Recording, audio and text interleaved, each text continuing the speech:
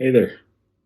Today we're going to be changing an old Raspberry Pi out for a newer one, specifically the one that has 4 gigs. And I've got it in a case, and I bought a kit on Amazon. I'll link it below, and I'm not an affiliate any longer. But I thought it was a good buy because it came with a aluminum case, 2 heat sinks. The case has a fan, also the 4 gig Raspberry Pi came with a power adapter with an on-off switch and a cool little HDMI, mini HDMI to HDMI female plug. So I thought that was a pretty good buy. 99% of the time I'm going to be using this only via SSH, but occasionally, like today, getting it set up, I do need to use the Pi with a monitor, and hence the little small TV here. But that's it for really the setup. The old one was an original Raspberry Pi, and while it did run the Unifi Wi-Fi controller pretty well, I needed to upgrade, and it would not run the upgrade. I mean, it's just flat out pretty poor. It's just too much for this little guy. Maybe I'll find something else to do with it because it's still a good little unit. Play with it. It's got a SD card, whereas this one has a micro SD. Goes in a slot back there, and I don't have it in yet. I did burn the image Raspbian using my Mac earlier last night, and it'll slide right here in that little slot. Okay, so let me go get that and let's do it. All right, so I have the SD card stick. It's pretty small. You see that? And it's going to go in here. And so it should be going in just like so, if I got it right. And it just kind of clicks into place. No real click. But there it is. It's inserted. And if you can see that, but you can barely see the top of it. And it's in pretty securely. So now what we're going to do is we're going to hook up the HDMI. Already got that plugged into a port in the back. And we got 2 mini HDMI slots right here on this unit. 2 right here. So we'll plug it into the first one. And power for this version of Raspberry Pi comes with USB-C. Okay, so that goes right here. And gotta flip the switch. You can see that the fan is spinning. I've got an LED right there. I'm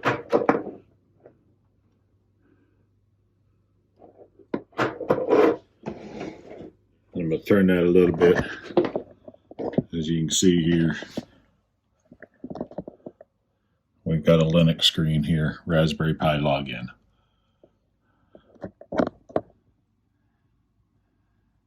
And honestly, I have not read the documentation for this one, so I'm not exactly sure what we do at this point. I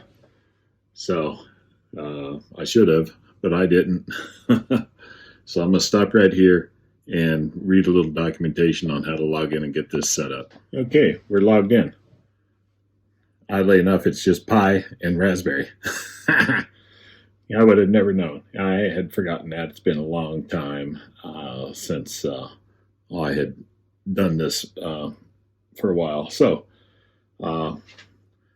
obviously, I'm assuming that the Raspberry Pi, the Pi, is in the sudo group. So we need to edit the SSH config. So we're going to change directory to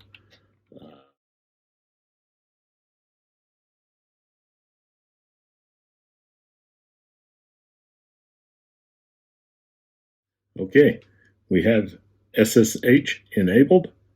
So Might do the rest of this setup sitting over there in the easy chair.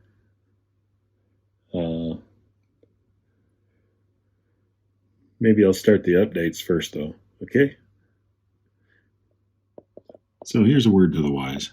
Before you try to update your Raspberry Pi, make sure you got the network cable in. And again, this is going to take a minute. And it's done. So now we want to install the Unifi controller. And again, it's pretty much the same. But we're going to do apt-get install Unifi. Well, I think I'm going to have to add a repository first. And for that, I need to step back and do a little reading. Okay? Be back in a moment. Before I set up that repository, I'm installing a small utility. It's called HAVEGED. And you do that with the apt-get install HAVEGED space -y command. This little utility is going to help the Raspberry Pi out when you start the controller. There's one more utility we need to install. It's not my favorite. Java. Java 8 has to be installed. And it's a long command. I'll put these in the notes. Okay? But that has to be installed too. So we're going to do that right now too. Okay, Java's installed.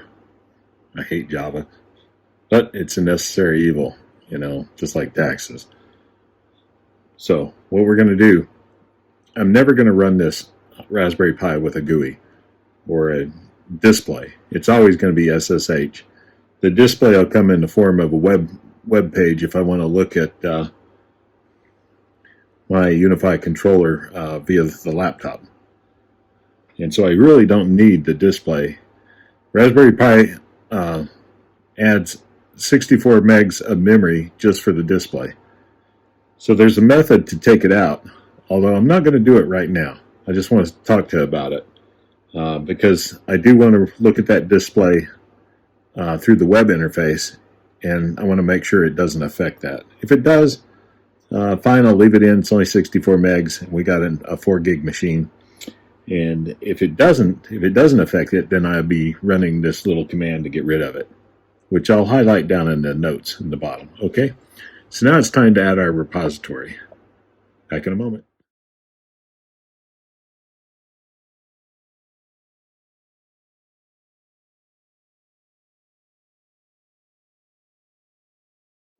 List. All right, let's double check it. Echo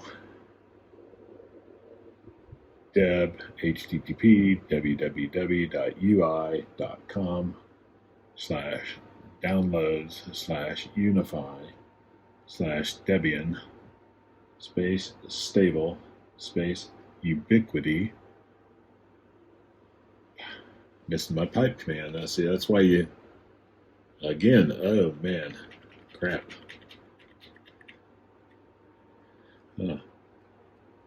Looks like the pipe key is missing on this keyboard. Let's try it again. Wow. Okay, I may not be able to do that. So,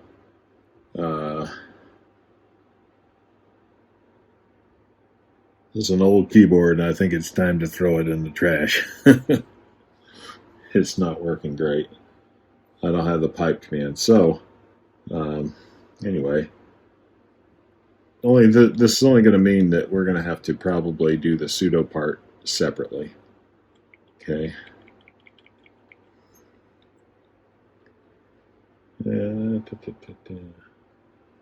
Anyway, we'll see.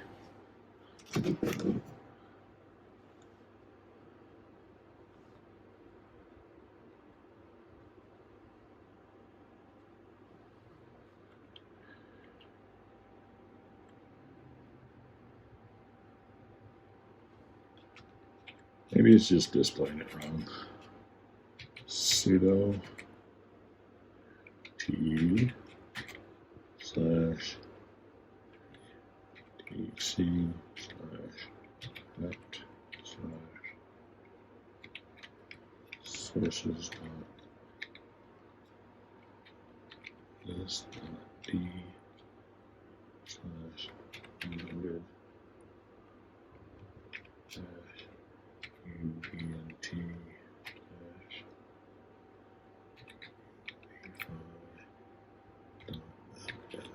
list.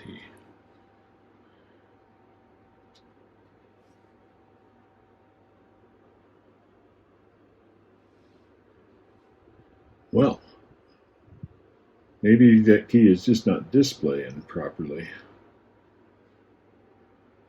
So it didn't give an error, so usually when Linux doesn't say anything, it works. So now we're going to do another command, sudo wget, that's a web command, dash, and I'm thinking that's an O or a 0. We'll go with O, slash etc slash apt slash trusted dot gpg dot d slash Unifi dash repo dot reg or gpg.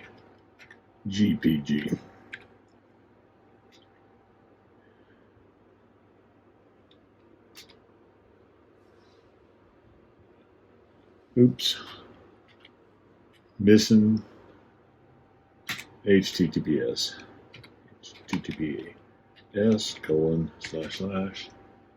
right, dl dot ubnt .com slash Unifi. I get that right? Missed an I. Okay.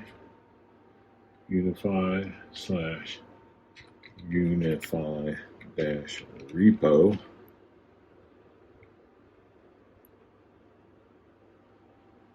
dot gpg.